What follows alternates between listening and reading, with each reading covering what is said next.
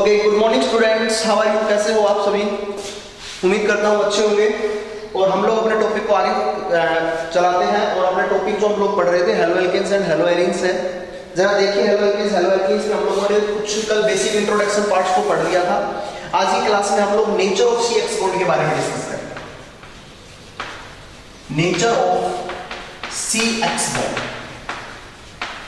देखो, आप लोगों ने जब हेलो एल्केन और हेलो एरीन के बारे में पढ़ा था तो आप लोगों ने एक कंपाउंड देखा था CH3 CH2X, it is known as haloalkane. ये तो हेलो एल्केन था।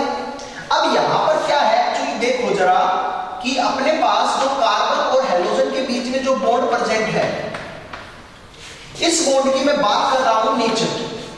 आपको पता है कि जो हेलोजन्स हैं उन हेलोजन्स की इलेक्ट्रोनेगेटिविटी की वैल्यू क्या होती है? ज्यादा होती है। और व्हाट इज इलेक्ट्रोनेगेटिविटी? किसी भी बॉन्ड के अंदर से शेयर्ड पेयर ऑफ इलेक्ट्रॉन्स को अपनी तरफ अट्रैक्ट करना ही इलेक्ट्रोनेगेटिविटी कहलाता है। मान लो मेरे पास ये बॉन्ड है और इस बॉन्ड के अंदर दो इलेक्ट्रॉन है। अब क्या होगा कि अगर मैं X की इलेक्ट्रोनेगेटिविटी ज्यादा है तो ये वाले इलेक्ट्रॉन्स किधर माइग्रेट करेंगे? X की तरफ माइग्रेट करेंगे, क्योंकि X की इलेक्ट्रोनेगेटिविटी की वैल्यू ज्यादा है। तो इसका मतलब क्या हुआ कि अब कार्बन के ऊपर पार्शियल पॉजिटिव, धीरे धीरे ये बॉन्ड टूटेगा और इसके ऊपर पार्शियल नेगेटिव। क्यों इसके ऊपर पार्शियल नेगेटिव क्यों है? क्योंकि इलेक्ट्रॉन किधर शिफ्ट हो गए? X की तरफ शिफ्ट हो गए, क्योंकि X की इलेक्ट्रोनेगेटिविटी की वैल्यू ज्यादा है। और इस वजह से जब कंप्लीटली ये बॉन्ड टूट जाएगा तो कार्बन के ऊपर क्या है चार्ज? पॉजिटिव, और X के ऊपर क्या है चार्ज? नेगेटिव। ये बॉन्ड टूट चुका है और इस वजह से इसके अंदर क्या जनरेट हो जाती है? पोलैरिटी। क्या जनरेट हो जाती है? पोलैरिटी। और जितने भी कंपाउंड पोलर होते हैं उनका कोई ना कोई क्या होगा? डाइपोल मोमेंट होगा। अरे बताओ मेरे भैया, क्या होगा? डाइपोल मोमेंट होगा। और डाइपोल मोमेंट को बेटा हम डिनोट करते हैं न्यू से।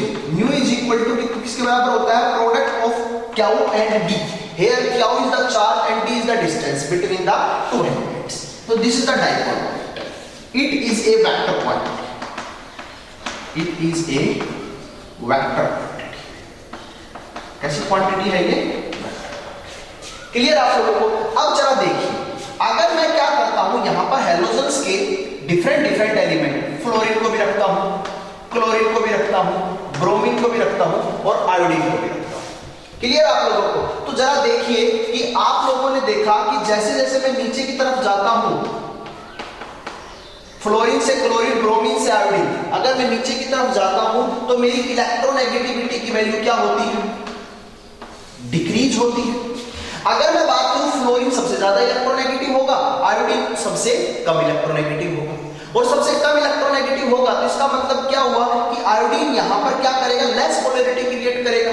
क्यों? क्योंकि अगर इसकी इलेक्ट्रोनेगेटिविटी कम है तो ये यहां से जो बॉन्ड थे उनको अपनी तरफ एक्सेप्ट करने में दिक्कत महसूस करेगा, परेशानी होगी इसको, क्योंकि इसकी इलेक्ट्रोनेगेटिविटी की वैल्यू क्या है? कम है।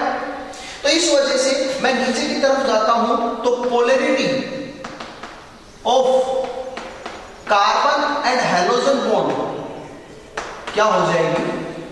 डिक्रीज हो जाएगी। Polarity of carbon halogen bond क्या हो जाएगी? डिक्रीज हो जाएगी। वहीं पर दूसरी बात करते हैं कि जब मैं फ्लोरीन, क्लोरीन, ब्रोमीन और आयोडीन नीचे की तरफ चलता हूं तो साइज क्या होता है इनका? इंक्रीज होता है। क्यों इंक्रीज होता है भाई? क्योंकि नंबर ऑफ सेल्स क्या होती है? इंक्रीज होती है।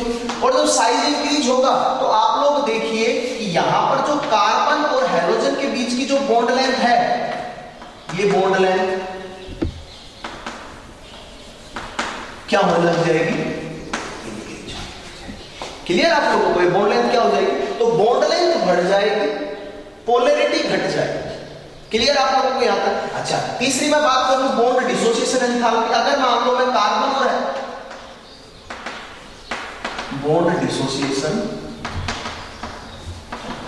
अगर मैं आप लोगों से कहूं कि अगर मैं कार्बन और X के बॉन्ड को तोड़ना चाहता हूं तो सबसे कम अमाउंट में एनर्जी मुझे कहां पर मैं देनी पड़ेगी? बताओ बॉन्ड को तोड़ने के लिए। देखो, बॉन्ड स्ट्रेंथ सबसे ज्यादा कहां पर होगी? आयोडीन वाले केस में होगी।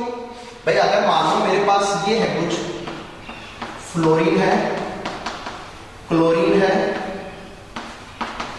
ब्रोमीन है, आयोडीन है, मैं पूछूं इन तीनों, इन चारों के अंदर से अगर आप कार्बन और ये हेलोजन के बीच का बॉन्ड तोड़ना चाहते हो तो इनमें सबसे ज्यादा एनर्जी कहां लगेगी और सबसे कम एनर्जी कहां लगेगी? सर जिसकी बॉन्ड लेंथ जितनी बड़ी होगी उसको तोड़ने में उतनी आसानी होगी। तो हम लोग क्या करेंगे, यहां से यहां पर ये जो वाला कंपाउंड है, ये वाला जो कंपाउंड है, यहां पर बॉन्ड लेंथ सबसे ज्यादा होगी, तो इसको तोड़ने में क्या लगेगी, सबसे कम एनर्जी लगेगी। क्लियर आप लोगों को? तो हम लोगों ने बात की कि यहां पर पोलैरिटी नीचे की तरफ चलते हैं, जब हैलोजन एटम्स को चेंज करते हैं, वेरी करते हैं, तो हमारी क्या होती है, डिक्रीज होती है। और बॉन्ड लेंथ की अगर हम नीचे की तरफ चलते हैं तो बढ़ती है। वहीं पर बॉन्ड डिसोसिएशन एंथैल्पी भी नीचे की तरफ जाएंगे तो डिक्रीज होगी, घटेगी। क्लियर आप लोगों को? तो ये छोटी छोटी बातें थी जो मैंने आप लोगों से शेयर की। अब एक क्वेश्चन आता है, और क्वेश्चन क्या है जरा देखिए। मेरे पास एक कंपाउंड है CH3F और CH3Cl। इन दो कंपाउंड्स के अंदर किसकी या किसका डाइपोल मोमेंट ज्यादा होगा, डाइपोल मोमेंट किसका ज्यादा? अब आप लोग देखोगे कि सर फ्लोरीन की इलेक्ट्रोनेगेटिविटी ज्यादा है, तो इसका मतलब डाइपोल मोमेंट ज्यादा किसका होना चाहिए, CH3F का। क्लियर आप लोगों को? लेकिन अगर मैं देखूं आप लोगों से कि न्यू इज इक्वल टू किसके बराबर था, क्या इनटू डी के बराबर था, तो हम लोग देख पाते हैं एक्सपेरिमेंटली कि the product of charge and distance is lesser in the case of CH3F, but in the case of CH3Cl it will find out in greater, ये ज्यादा अमाउंट में मिलता है। तो इसका मतलब डाइपोल मोमेंट किसका ज्यादा होगा, CH3Cl का। क्यों होगा ज्यादा CH3Cl का? क्योंकि यहां पर product of Q into D ज्यादा होती है as comparison to CH3F। Clear आप लोगों को? तो ये क्वेश्चन आप लोगों के लिए है कि which have greater dipole moment, you can easily find out. Clear है? ओके, तो नेक्स्ट अभी अपना जो टॉपिक है वो टॉपिक क्या रहेगा, preparation of हैलोजेन्स।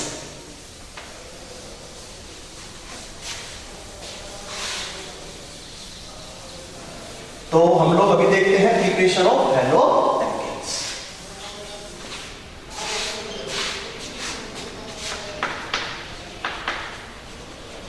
Preparation of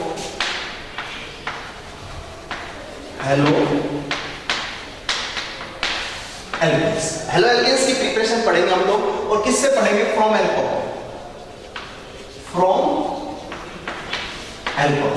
alcohol से हम लोग पढ़ने वाले हैं। और सबसे पहली रिएक्शन क्या है एल्कोहल से, मान लो मेरे पास कोई भी एक एल्कोहल है, उस एल्कोहल की रिएक्शन अगर मैं किसके साथ करता हूं, किसी भी हैलोजन के एसिड के साथ करता हूं। अब हैलोजन का एसिड कौन कौन हो सकता है, HF हो सकता है, HCl हो सकता है, HBr हो सकता है, HI हो सकता है।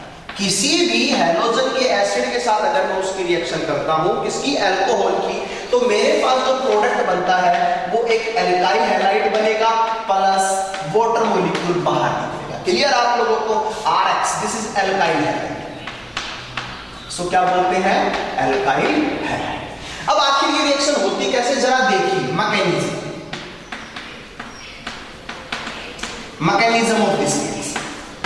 क्लियर है? देखिए जरा, आपके पास एल्कोहल है, एल्कोहल के ऑप्शन के ऊपर लोन पेयर होते हैं बेटा।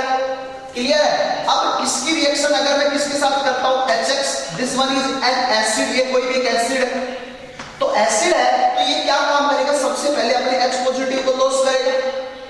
कोई भी एसिड होता है, अकॉर्डिंग टू अरेनियस कॉन्सेप्ट आप लोगों ने पढ़ा है कि एसिड्स कौन से होते हैं जिनके पास टेंडेंसी होती है H पॉजिटिव को लॉस करने की।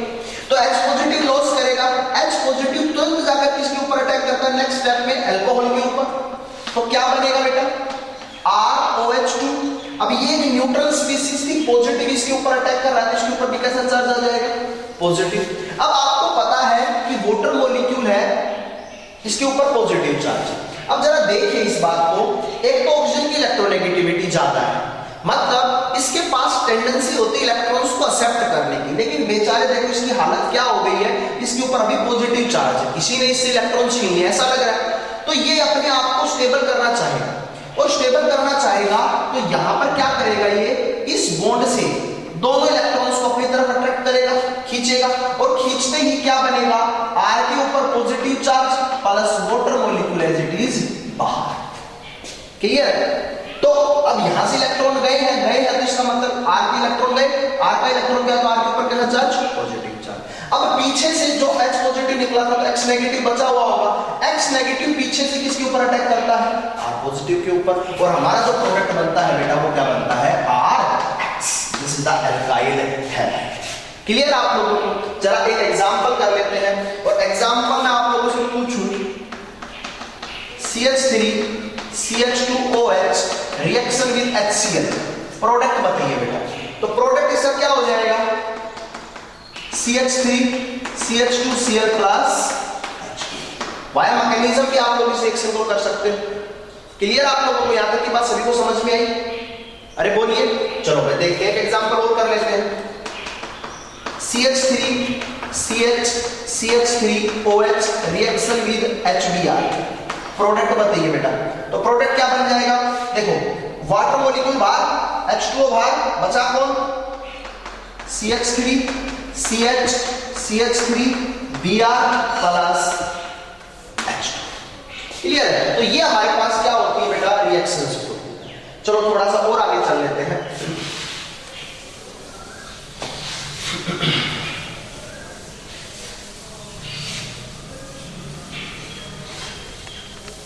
जरा देखिए, मैं 3 एग्जांपल ले रहा हूं,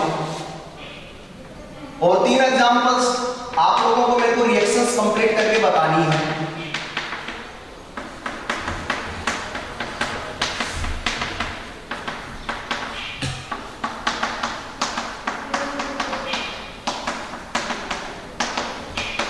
मैंने बेटा पहले प्राइमरी अल्कोहल लिया है, दूसरा मैंने सेकेंडरी अल्कोहल लिया है, और तीसरा मैंने टर्शियरी अल्कोहल लिया है। और इन तीनों की रिएक्शन मैं एक किसी भी हेलो एसिड्स के साथ करवाना चाहता हूं, HX के साथ। तो मुझे एक बात बताइए, क्या इन तीनों की रिएक्शन आप लोग इजीली कर पाओगे?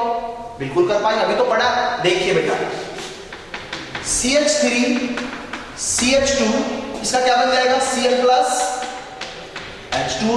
इसका क्या बन जाएगा? जरा देखिए, CH3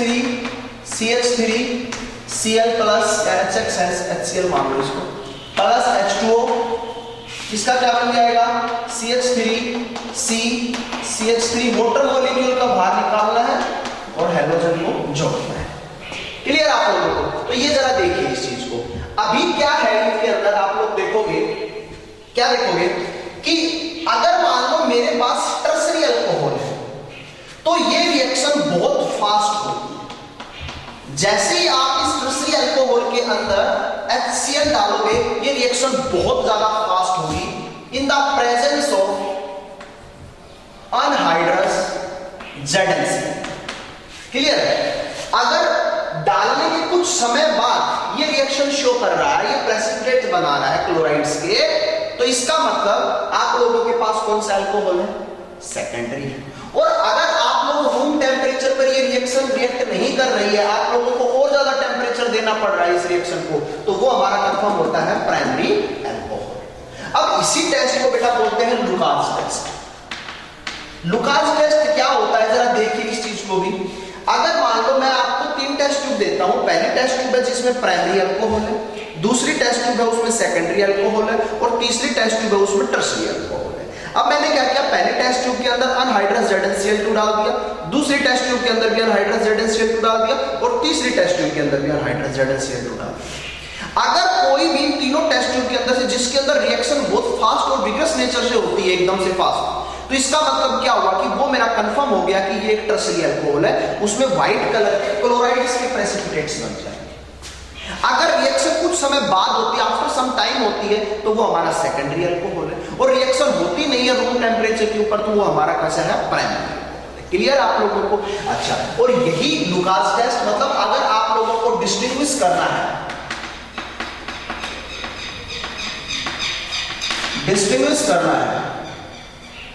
प्राइमरी, सेकेंडरी और टर्शियरी अल्कोहल, तो आप इन तीनों रिएक्शंस का यूज करोगे। क्लियर आप लोगों को? और इट इज ए मेथड, एक मेथड भी है क्या बनाने का? हेलो एल्केन्स बनाने का, जिसके जरिए हम लोग हेलो एल्केन्स बनाते हैं। क्लियर आप लोगों को? तो ये बात। अब तो मैं बात करूं, इसका मतलब क्या होगा? टर्शियरी अल्कोहल मेरे पास सबसे ज्यादा रिएक्ट करेगा, सेकेंडरी फिर कौन सा करेगा? प्राइमरी। क्लियर आप लोगों को? रीजन क्या है? क्योंकि जैसे ये देखो, इसका रीजन भी सुन लो। जैसे ही मान लो HCl इसके ऊपर डाला आप लोगों ने, H पॉजिटिव अटैक करेगा, H पॉजिटिव अटैक किया, इसका मतलब क्या हुआ मेरे भाइयों, H2O मॉलिक्यूल बाहर निकलेगा, बाहर निकलते ही इसके ऊपर क्या चार्ज आएगा, पॉजिटिव चार्ज आएगा, और ये एक टर्सरी कार्बोकैटायन बन गया है। और टर्सरी कार्बोकैटायन बनने के आपको पता है टर्सरी की स्टेबिलिटी क्या होगी, ज्यादा होती है। तो इस वजह से आप लोग यहां पर कह सकते हो टर्सरी की स्टेबिलिटी ज्यादा है as comparison to secondary primary. क्यों? क्योंकि सर ड्यूरिंग दिस रिएक्शन जो इंटरमीडिएट बनता है, वो जो इंटरमीडिएट है वो कौन सा इंटरमीडिएट बनेगा, कार्बोकैटायन। और कार्बोकैटायन की स्टेबिलिटी आप लोगों को पता है, हम देख के आए हैं, किससे एक्सप्लेन करेंगे, इंडक्टिव इफेक्ट से and hyper conjugation, and hyper conjugation. Clear आप लोगों को? अब बात कर लेते हैं हैलोजन्स की। मान लो मेरे पास HF है, HCl है, HBr है और HI, ये 4 हैलोजन एसिड्स हैं। अगर मैं पूछूं कि इन चारों में से कौन सा ज्यादा रिएक्टिव होता है टुवर्ड्स द अल्कोहल, तो जो जितना अच्छा एसिड होगा वो उतनी जल्दी H पॉजिटिव बाहर निकालेगा, और जितनी जल्दी H पॉजिटिव बाहर निकालेगा वो उतनी ही जल्दी OH के ऊपर अटैक करेगा, मानते हो? और जितना जल्दी OH के ऊपर अटैक करेगा उतनी ही जल्दी H2 मॉलिक्यूल बाहर निकलेगा, बाहर निकलेगा तो पीछे से क्या करेंगे, X negative halide ion interact करेंगे। तो अब हमारी सारी बात यहां पर आके रुकती है कि अच्छा एसिड कौन सा है, ठीक है? तो अच्छा एसिड कौन सा है जरा देखिए, आपको पता है आयोडीन का साइज बड़ा है। अब आयोडीन का साइज बड़ा है तो इसके बीच की बॉन्ड लेंथ बड़ी होगी, बड़ी होगी तो इस बॉन्ड को तोड़ने के लिए आसानी होगी हमारे लिए। तो यहां से H पॉजिटिव आयन सबसे जल्दी निकलेगा, तो H पॉजिटिव आयन सबसे जल्दी यहां से निकला तो इसका मतलब सबसे जल्दी ये रिएक्ट करेगा ना, तो इसका मतलब क्या हुआ कि सबसे ज्यादा अपने पास यहां पर जो अटैक करेगा वो कौन करेगा, HI। ये इनका रिएक्टिविटी ऑर्डर है कि HF सबसे लेस रिएक्ट करेगा, फिर HCl, फिर HBr और HI सबसे ज्यादा रिएक्ट करेगा। वहीं पर अगर मैं बात करूं न्यूक्लियोफिलिक ऑर्डर, न्यूक्लियोफिलिक तो आयोडीन नेगेटिव की न्यूक्लियोफिलिसिटी सबसे ज्यादा, फिर ब्रोमीन नेगेटिव की, फिर क्लोरीन नेगेटिव की और लास्ट में फ्लोरीन नेगेटिव की। मतलब जो पीछे से हैलाइड आयन अटैक करते थे अब वो सबसे जल्दी कौन करेगा, आयोडीन नेगेटिव करेगा, फिर कौन करेगा, ब्रोमीन नेगेटिव करेगा, फिर कौन करेगा, क्लोरीन नेगेटिव और लास्ट में कौन करेगा, फ्लोरीन नेगेटिव। क्लियर आप लोगों को? तो ये मेरे पास एक न्यूक्लियोफिलिक ऑर्डर था जिसको आपको ध्यान रखना है, ठीक है? मैं भी कुछ एग्जांपल्स आप लोगों को, आज आप एग्जांपल्स देता नहीं हूं, आप लोग अपनी बुक से एग्जांपल्स कीजिए, ठीक है? और आज की हमारी क्लास इतनी रहेगी अल्कोहल से। इसका अल्कोहल से अभी सेकंड पार्ट है वो हम अपनी नेक्स्ट वीडियो में डिस्कस करेंगे क्योंकि वीडियो ज्यादा लंबी हो जाती है फिर, ठीक है बेटा? So okay, thank you. अगर कोई दिक्कत हो तो मुझे बताओ, कमेंट करो, please like the video and subscribe the